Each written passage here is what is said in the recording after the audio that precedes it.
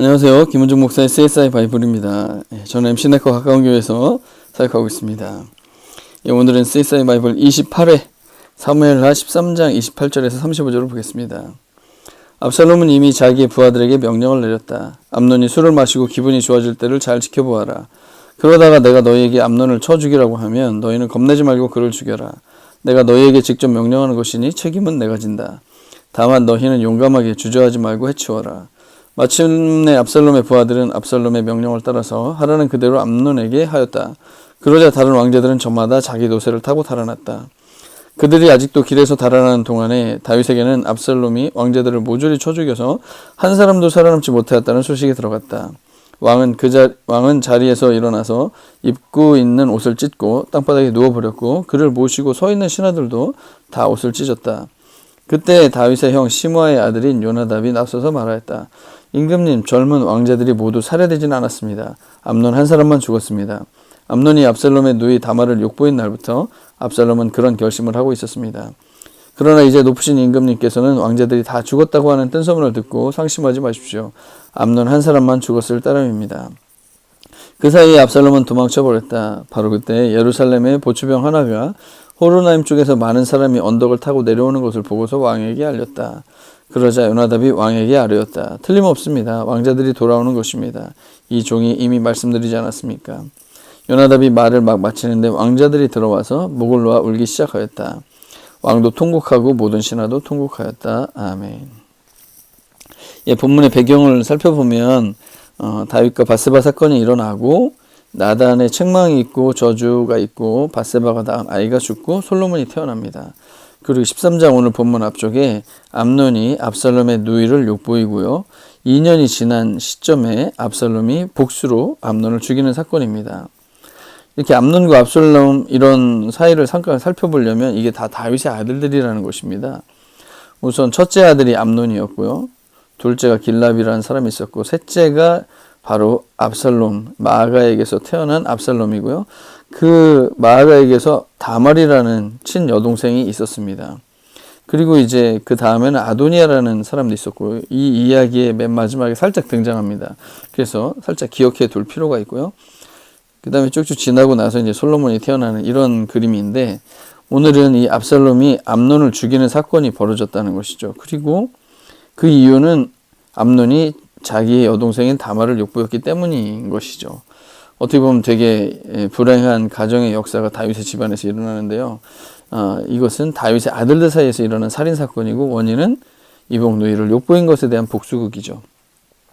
좀 이상하게 생각된 점은 물론 이런 끔찍한 일이 벌어진 것 자체가 이상한 일이기도 하지만 이런 엄청난 사건들 속에 다윗이 조금씩 역할이 연결되어져 있다는 사실입니다. 우선 암논이 자기 누이를 욕보이려고 할 때 모략을 생각해내다가 친구의 도움을 받아서 이런 계획을 내립니다. 자기가 이제 병든 채를 하고 있으면 이제 왕이 문병을 하러 오게 될 것이고 그때 이런 요청을 하겠다 해갖고 했는데 실제로 이제 다윗 왕을 문병을 왔어요. 그랬더니 이제 이 암논이 왕에게 요청을 합니다. 누이 다말을 좀 보내주십시오. 제가 보는 앞에서 누이가 맛있는 빵 몇 개라도 만들어서 그것을 저에게 직접 먹여주게 하여 주십시오. 이게 누가 봐도 이상한 요청이잖아요. 제가 보는 앞에서 요리를 해달라. 그냥 요리해와가지고 잠깐 주가 그런 정도가 아니라 보는 앞에서 요리를 해야 되고 또 직접 먹여주게 해달라는 이런 아주 구체적인 요청까지 왕에게 해요. 그럼 다윗 왕이 이상하게 생각할 수도 있는데 그러지 않고 어떻게 했냐면 다윗이 다말의 집으로 사람 보내서 지시를 해요. 야, 가서 암논의 집에 가서 먹을 것을 좀 만들어줘라. 이런 요청을 이렇게 지시를 하게 되죠. 그러니까 다윗은 약간 이상하게 생각하면 이상하게 생각할 수도 있는데 그냥 모른 것처럼 이렇게 지나가게 되죠. 그 다음에 이제 압살롬도 이제 암논을 죽이려고 계획을 세울 때가 있었거든요. 그때 이런 계획을 세워요. 원래는 이 압살롬이 잔치를 만들어 놓고 다윗 왕도 초대하고 여러 형제들을 초대하려고 그렇게 했던 것 같아요. 그래서 왕에게 압살롬이 계속 요청을 해요. 우리 잔치에 좀 와달라. 그랬더니 다윗이 얘기하는 거예요.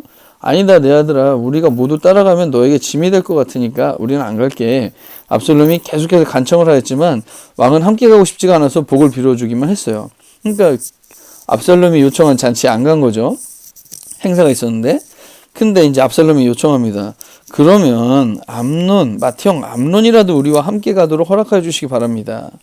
그러니까 왕이 또 물어봅니다. 암논이 너와 함께 갈 이유가 뭐냐? 또 이상하잖아요. 그랬더니 이제 압살롬이 대답을 제대로 하지 않고 계속 간청을 해요. 그랬더니 왕은 암논과 다른 왕자들이 모두 그와 함께 가도 좋다고 이 허락을 해줘서 오늘 사건이 일어난 거예요. 그래서 어떻게 보면 다윗의 지시와 허락 속에, 다윗의 지시에 의해서 그 암논이 다말을 욕보이는 일이 있었고, 이번에 허락 속에서 압살롬이 암논을 죽이는 사건들이 벌어지게 된 것이죠. 그래서 충분히 의심해 볼 여지가 있어요. 예전에 이런 사건이 있었으니까 이번에 혹시 복수하려고 하는 건가? 이런 생각을 얼마든지 할 수 있었는데, 이 인간의 악과 죄에 대한 어떤 예민함, 조심성의 부족함이 다윗에게서 어떤 보여진 모습이라고 할 수가 있겠죠. 그런데 이미 그런 일이 벌어졌을 때 그 안타까운 일들을 다루고 해결하는 다윗의 방식에도 약간 좀 이해가 안 되는 부분들이 있습니다. 암논이 다말을 욕보인 사건이 먼저 있었을 때 다윗 왕은 이 이야기를 모두 듣고서 몹시 분개하였다 이렇게 나와요. 근데 이게 끝이라는 거예요. 몹시 분개한 게 끝이에요. 영어 성경에는 이런 부분들이 덧붙이거든요. 이 다윗 왕이 그의 아들 암논을 벌 주기를 거절했다는 거예요. 벌을 안 줬다는 거예요. 그냥 분개만 한 거예요. 화만 나고 벌을 안 줘요. 왜냐면 그가 그 가장 큰 아들이기 때문에, 그를 사랑했기 때문에 벌을 안 줬다는 거예요.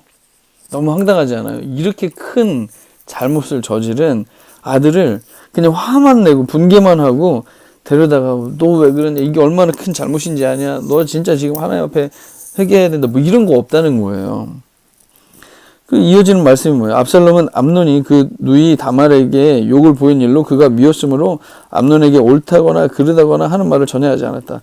그러니까 압살롬은 암논에게 이제 전혀 말을 하지 않는 완전 단교 상태에 들어가게 되는 거죠. 그래서 어떻게 보면 이 문제를 잘 다루려면 다룰 수도 있었는데 잘 안 다루고 있는 다윗의 모습을 보이고 있죠. 아무런 징계가 없습니다. 한쪽은 되게 방종할 가능성이 높고 한쪽은 원한이 깊이 쌓이게 되겠죠, 당연히. 그 다음에 또 다른 사건도 있었어요. 압살롬이 암논을 죽이고 나서 3년이 지났어요. 압살롬은 암논 죽이고 나서 자기의 외갓집으로 도망가거든요. 이제 3년이 지나니까 그러는 사이에 다윗 왕은 암논을 잃어버렸을 때에 받은 충격도 서서히 가라앉았고 오히려 압살롬을 보고 싶어하는 마음이 간절해졌어요. 그리고 왕의 마음이 압살롬에게 쏠리는 것을 수르야의 아들 요압이 이제 알게 됩니다. 그래가지고 요압이 이 왕이 지금 압살롬이 보고 싶어 하는데 어떻게 못하는구나 그래갖고 한 여인을 준비시켜가지고, 또 복잡한 스토리가 있는데 여인을 준비시켜가지고 이제 다윗 왕이 압살롬을 데리고 와야 되는 어떤 이런 상황을 만들어 버려요. 그랬더니 이제 왕이 요압에게 명령 내립니다. 보시오, 내가 장군의 뜻대로 하기로 결심하였으니 가서 그 어린아이 압살롬을 데려오시오. 그러나 왕의 지시는 단호했습니다. 그를 집으로 돌아가게 하여라. 그러나 내 얼굴은 볼 수 없다. 그래야 압살롬은 아버지에게 인사도 하지 못하고 자기 집으로 돌아갔다는 거예요. 지금 이상하지 않습니까? 3년 만에 보고 싶으면서도 먼저 만나지도 않고 나서지도 않아요. 그리고 왔으면은 어떻게 좀 뭔가 만나줘야 되잖아요. 안 만나요, 그냥. 그리고 그렇게 안 만난 지 또 2년이 지난 사건이 벌어져요. 2년이 지나니까 이제 압살롬이 답답해서 못 견디는 거예요. 요압에게 말합니다. 이것 보시오. 나는 이미 장군에게 사람을 보내서 좀 와달라고 부탁하였소. 장군은 임금님께 보내어서 나를 왜 그술에서 돌아오게 하였는지 여쭤보고 싶었소. 여기에서 이렇게 살 바에야 차라리 그곳에서 그대로 있는 것이 더 좋을 뻔하였소. 이제 나는 임금님의 얼굴을 뵙고 싶소. 나에게 아직도 무슨 죄가 남아있으면 차라리 죽여달라고 하더라도 말씀드려 주시오. 그러니까 압살롬도 이해가 되잖아요. 아니 지금 형을 죽이고 도망을 갔어요. 3년 만에 돌아왔는데 이제 뭐 너 왜 그랬냐, 야단을 좀 치든지 혼을 내든지 뭔가 징계를 하든지 뭔가 이렇게 해야 되는데 그런 거 하나 없이 그냥 집으로 보내고 또 2년 동안 부르지도 않고 이걸 뭐 어쩌라는 건지 화해도 없고 용서도 없고 징계도 없고 이런 상태로 계속 지나니까 못 견디는 거예요. 그러니까 차라리 날 죽여라. 아직도 나에 대해서 화가 안 풀렸으면은 죽여주라. 이런 요청을 하는 거예요. 그래서 이 이야기를 또 이제 요압이 왕에게 가서 상세하게 하려니까 왕이 압살롬을 부릅니다. 그랬더니 압살롬이 이제 왕에게 나아갔죠. 왕 앞에서 얼굴이 땅에 닿도록 절을 하자 왕이 압살롬에게 입을 맞추었습니다. 근데 또 이게 서로 끝이에요. 바로 이어서 압살롬은 아버지를 반역하는 반란 준비에 들어가게 되는 거예요. 뭔가 좀 되게 아쉽습니다. 불러오긴 했는데 만나지 않아요. 책망도 없고 포용도 없어요. 그러니까 적극적으로 문제를 다루지 않고 아주 다윗이 소극적으로 일관을 해버려요. 잘못한 거는 그 아들의 잘못, 동생을 욕보인 일, 얼마나 잘못한 일입니까? 또 형을 죽인 일, 이거 얼마나 잘못한 일이에요. 근데 그거를 잘못으로 다루고, 그래서 그것을 철저히 회개하게 하고, 잘못했다고 하고, 뭔가 그래야 원한도 안 쌓이고 이럴 텐데, 이게 그렇지가 않다는 거예요. 사울을 피해 다닐 때는 보복도 하지 않고 잠잠히 기다리는 게 미덕이었는데, 지금은 아니지 않습니까? 지금은 아버지로서 해결하지 않고 밀어두면서 더 큰 위기를 초래해요. 만약에 암논이 처음에 잘못했을 때 그것에 대해서 철저히 다루고 잘못을 시인하고 그렇게 했으면 압살롬이 그 정도 원한을 죽여야 될 정도로 원한을 품지 않았을 수 있어요. 근데 이것을 못했다고 해서 이제 압살롬이 이런 살인을 저질렀을 때 이걸 또 5년이 지날 동안 3년 동안은 피신해서 2년 동안은 예루살렘 돌아와서 5년이 지나는 동안 또 제대로 아무것도 하지 않으니까 결국 이 아들이 압살롬이 반역하는 그런 것까지로 계속 나가는 모습을 보이는 것이죠. 그래서 다윗에게는 왜 이렇게 이런 혼란과 이런 미루는 것이 있는가? 또 압살롬이 있잖아요. 반란 전쟁을 해갖고 승리를 하지 않습니까? 다윗은 이제 도망을 가고 그리고 나서 이제 다시 싸움이 붙은 거예요. 압살롬과 다윗이. 왜냐면 이제 예루살렘을 빼앗겼고 다윗은 이제 쫓겨나가 있는 중에 이제 다시 어쨌든 싸움이 일어나서 다윗이 돌아오는 이런 장면이 나오는데 싸우러 나갈 때 그때 왕이 이제 요압과 아비새와 이때에게 부탁합니다. 이건 다윗의 충신들이죠. 신하들이죠. 장수들이죠. 뭐라고 얘기하냐면 나를 생각해서라도 저 어린 압살롬을 너그럽게 대하여 주시오. 왕이 압살롬을 너그럽게 대하여 달라고 모든 지휘관에게 부탁하는 말을 온 백성이 들었어요. 이게 지금 얼마나 혼란스러운 상황입니까? 생각해보세요. 지금 압살롬은 왕을 반역하고 지금 자기들은 왕을 지키고 있는 중이고 그래서 이제 왕을 지키는 이 사람들은 압살롬을 이제 공격해야 되는 이런 와중인데 공격해야 될 대상을 좀 너그럽게 봐주라고 지금 얘기를 하는 거예요. 그리고 실제로 어떤 일이 벌어졌냐면 이 압살롬이 머리가 되게 이렇게 화려한데 이 머리가 나뭇가지에 걸려가지고 꼼짝 못하고 있는 상황이 붙어있는데 군사들이 이 압살롬을 죽이지 못해요. 비록 은 1000개를 달아서 저에게 쥐어주신다고 해도 저는 감히 손을 들어서 임금님의 아들을 칠 수 없습니다. 왜냐면 이렇게 너그럽게 대해달라고 하는 요청을 다 들었으니까요. 지금 군사들이 싸우다가 제대로 싸우지 못하는 상황이 벌어진 거죠. 대적에게. 그러니까 이제 요압이라는 장군이 여기서 말을 들었지만 상술이 남아 한가운데 산채로 매달려 있는 압살롬의 심장을 꿰뚫어 버립니다. 즉 요압이 이제 죽이게 되죠. 그랬더니 어떤 일이 벌어지냐면 다윗 왕이 슬퍼서 이제 울기 시작하는 거예요. 내 아들 압살롬아, 내 아들아, 내 아들 압살롬아, 너 대신에 차라리 내가 죽었을 것을 압살롬아, 내 아들아, 내 아들아. 이렇게 되니 이렇게 울고는 거죠. 이게 한 아버지로서 아들이 죽은 건 슬플 수도 있지만 지금 이 병사들의 입장에서는 도대체 이걸 다윗 왕을 위해서 전쟁에서 이겨 주었더니 이젠 아들을 위해서 울고 있으니까 자기들이 완전히 죄인이 돼버린 거죠. 그래가지고 이제 요압이라는 장군이 또 한 번 또 말을 해요. 차라리 오늘 압살롬이 살고 우리가 죽었더라면 임금님께서 더 기뻐하셨을 것입니다. 그렇지 않으시다면 이제라도 일어나 밖으로 나가셔서 임금님의 부하들을 위로야말로 격려해 주십시오. 지금 임금님을 위해서 목숨 걸고 싸운 부하들을 위로를 안 해주면 더 무서운 환란을 당하실 겁니다. 지금 이 사람들에게도 이 백성들 임금님을 위해서 목숨 걸고 싸워준 사람들도 돌아서면 어떡하시려고 합니까? 이러는 거죠. 그러니까 이게 지금 정의, 이 잘못된 압살롬의 이 반역에 대해서는 다스려야 되는 정의, 이게 통하지도 않고 지금 사랑, 자식 사랑, 이게 지금 이거 어떻게 혼재되어 있는 거예요. 혼재 속에 되게 모호해요.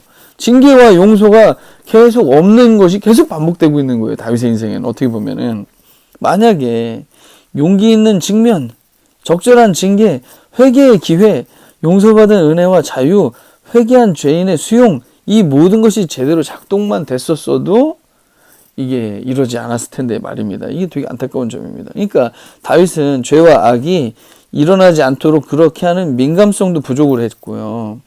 처음에 이제 이 암논과 압살롬이 좀 요구할 때도 민감했으면 좀 막을 수 있었는데, 근데 이제 그런 일이 벌어졌을 때 그것을 다뤄내는 힘도 되게 부족한 모습을 보여주고 있다는 사실이에요. 다윗에게 왜 이런 의외의 모습들이 자꾸 나타날까요? 몇 가지 가능성을 살펴봤는데, 첫째는 하나님의 저주가 실현됐다고 스스로 생각하기 때문에 그런 게 아닌가. 왜냐면 나단이 저주를 한번 내리잖아요. 이 바세바 사건에서 이제부터는 영영 내 집안에서 칼부림이 떠나지 않을 것이다. 내가 너의 집안에 재앙을 일으키고 내가 보는 앞에서 내가 너의 아내들도 빼앗아 너와 가까운 사람에게 주어서 그가 대낮에 너의 아내들을 욕보이게 하겠다. 이런 저주의 말을 내리거든요. 그리고 또 시므이도 다윗이 도망갈 때, 압살롬에게 도망갈 때 이제 저주의 말을 했었거든요. 근데 저주의 말을 하니까 이제 이 요압이 저 시므이를 죽여야 되겠다고 이렇게 막 하니까 이제 왕이 얘기하는, 체념한 듯이 얘기해요. 수르야의 아들아, 나의 일에 너희가 왜 나서느냐? 주님께서 그에게 다윗을 저주하라고 분부하셔서 그가 저주하는 것이라면 그가 나를 저주한다고 누가 그를 나무랄 수 있겠느냐? 거의 체념 상태의 반응을 보여요. 그래서 하나님의 저주에 대해서 거의 자포자기 상태인 거가 아닐까. 아들 사이에서 이런 살인이 일어나고 욕보이는 일이 일어나도 저주를 받는구나 이렇게 하고서 그냥 문제를 다루지 않고 있는 거 아닌가, 이런 가능성이 있고요. 두 번째 가능성은 자기 자신도 비슷한 문제를 겪고 있었기 때문에 그럴 수도 있다는 사실이에요. 본인 문제와 어떻게 비슷하냐면 암논과 다말 사건, 어떻게 보면 다윗과 바세바 사건과 비슷하고, 암논과 압살롬 사건 이렇게 죽이는 이런 문제는 다윗이 우리아를 죽인 사건과 뭐 이렇게 비슷하니까 내가 잘못하고 나도 잘 못하는 걸 누군가에게 이렇게 다룬다는 게 어려운 일일 수도 있어서 그래서 가능성도 있고요. 세 번째 가능성은 어려운 문제를 회피하는 그런 성향이 나타난 거 아닌가 하는 거예요. 회피적 성향. 왜냐면 범죄한 암논과 말을 못하고 있는 거고, 압살롬을 만나고 싶어 하지도 않는 거고, 그리고 압살롬이 이제 죽은 후에요, 자신을 처음에 욕했던 시므이, 아까는 그 다윗을 욕할 때 이제 그냥 놔뒀잖아요. 이 시므이를 다시 만났을 때 아무런 징계를 하지 않거든요. 그리고 복귀 후 이제 후궁 10명, 이 후궁 10명 남기고 갔다가 압살롬에게 욕보임을 당했는데, 이 사람들도 어떻게 보면 사실요, 도망갈 때 후궁을 뭐하러 남겨놓고 가요? 다 데리고 가지. 근데 남겨놓고 갔는데 이 사람들도 무슨 잘못이 있어요. 그랬는데 다윗이 어떻게 처리하냐면 이 사람들을 가두고요, 감시병을 붙여서요, 갇혀서 생갑으로 지냈다 이렇게 기록이 되어 있어요. 이 사람들도 그냥 만나지 않는 거예요. 게다가 또 아까 아도니아라는 사람이 있었다고 그랬는데 다윗의 압살롬 아래쪽에 동생이 또 있는 거죠. 이 사람이 왕이 되고자 후계자처럼 막 행세하고 돌아다녔어요. 이제 암논 죽었죠. 압살롬도 이렇게 죽었죠. 그러니까 내가 왕이 될까 하고서 후계자처럼 망세 행세를 했어요. 그런데 성경 뭐라고 기록되냐면 다윗이 꾸짖지도 않고 어찌하여 그런 일을 하느냐고 한 번도 묻지 않았다는 거예요. 그러니까 다윗 왕이 아도니아를 진짜 왕으로 세울 생각이 있으면 그냥 이렇게 놔둬도 되지만, 그럴 생각이 없으면 너 아니다라고 얘기를 해줘야 되는데 그걸 얘기를 못 해주는 거예요. 그랬더니 이제 요압과 아비아달 이런 사람들도 다 포섭이 돼요. 그런데 이제 문제는 뭐냐면 실제로 사람들을 모아서 왕이 되려고 하니까 다윗 왕이 그제서야 솔로몬을 세우게 되는 거예요. 그러니까 결국 이 아도니아는 또 얼마나 우스운 꼴이 되어버립니까? 그리고 함께 했던 요압과 아비아달, 이 다윗에게 충성했던 이런 사람들인데 이 사람들도 얼마나 반역의 행동이 된 거가 되어버리죠. 그래서 또 이제 마지막 유언에서는 굳세고 장부다워야 한다. 모세의 율법을 지켜라. 요압과 시므이는 내버려 두지 말아라. 아니 이때는 이렇게 너그러웠었는데 자기는 그냥 놔두고 그랬는데 이제는 뭐래요? 솔로몬 자기 아들을 왕으로 세우면서 요압과 시므이에 대한 복수를 요청하잖아요. 그러니까 차라리 본인이 하지. 본인은 그냥 다 그냥 수용하는 것처럼 하면서, 그러니까 이게 정말 진정한 이 당시의 용서였겠느냐, 거의 회피에 가깝지 않느냐 하는 것이죠. 그리고 먼저 마지막 유언이 모세율법 지켜라가 먼저가 아니고 굳세고 장부다워야 한다는 게 더 먼저로 들어오는 것도 약간 의외인 것이죠. 그래서 계속해서 이것은 다윗의 반복되는 모습이었습니다. 그래서 세 가지 가능성 다, 뭐 저주로 받다는 문제나 또 이런 모든 세 가지 가능성 모두가 다윗에게 있어서 복음의 프로세스가 작동되고 있는가 하는 것에 대해서 의문을 제기합니다. 복음의 프로세스가 뭘까요? 잘못, 죄 이런 건 깨닫게 하고 직면을 해야 되겠죠. 그리고 죄에 대해서 진정하게 뉘우치고 회개하고 사죄하게 해야 되겠죠. 그리고 이 대속의 용서의 은혜를 좀 베풀어 주시는 것을 또 받아들여야 되겠죠. 그리고선 이제 새로운 존재로 자기 자신을 인식해야 되죠. 자기는 예전에 뭐 되게 뭐 잘 믿는 사람이라고 생각할 수도 있고, 아니면 자기는 완전 죄를 지어서 완전 자기 땅바닥으로 들어가서 비하하는 경우도 있을 수 있는데, 이젠 예수님의 용서를 통해서 새로운 존재, 자만할 수도 없고 비하할 필요도 없는 겸허한 상태가 되죠. 그 다음에 이런 관점으로 다른 사람들도 봐주다 보면 어떻게 돼요? 수용하고 연합할 수 있는 이런 것이 되죠. 이런 것들이 어떻게 보면 복음의 프로세스 속에 사람이 새로워지고 그렇게 되는 건데, 이런 것들이 저는 작동이 안 되는 모습을 보겠다는 거죠. 그래서 본인의 죄와 악을 하나님 안에서 이런 프로세스를 통해서 풀어갔던 것처럼 자녀들도 도울 수 있었다면 진짜 좋았을 텐데 하는 아쉬움이 남는 거죠. 그러면서 누구에게나 교훈을 받자면 지금이 복음이 필요한, 늦추지 말아야 될 최선의 시점이 아니겠는가 하는 것이죠. 미룰 일이 아니라 직면하고 사죄하고 용서받고 겸허하게 되고 연합하는 이런 모든 일들이 지금 일어나야지. 지금 이렇게 작은 것들을 이렇게 잘 다루지 않으면 사실은 더 큰 문제로 나타날 가능성이 얼마든지 있지 않겠냐 하는 것이 다윗의 인생의 이제 후반전을 보면서 많이 느끼게 되는 부분이라고 할 수 있습니다. 생각하고 성찰하기는, 미루지 말고 지금 적극적으로 개입할 일이 뭐가 있을까? 내가 아버지로서, 또는 내가 어떤 위치로서, 역할로서 죄와 악에 그리고 잘못에 대한 정직한 직시와 직면이 있는가? 그리고 철저한 반성, 사죄, 용서를 구함이 있는가?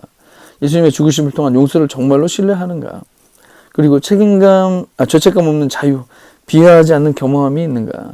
함께 용서받고 회복된 지체로서 수용하고 연합할 수 있는가 하는 부분들 한번 생각해 볼 필요도 있다고 생각합니다. 예, 성경 즐겁게 읽는 분들이 많아져서 이 다윗의 후반부 다시 한번 읽어보면 또 새로운 것들을 많이 볼 수 있겠고요. 댓글, 좋아요, 구독하기도 부탁드리겠습니다.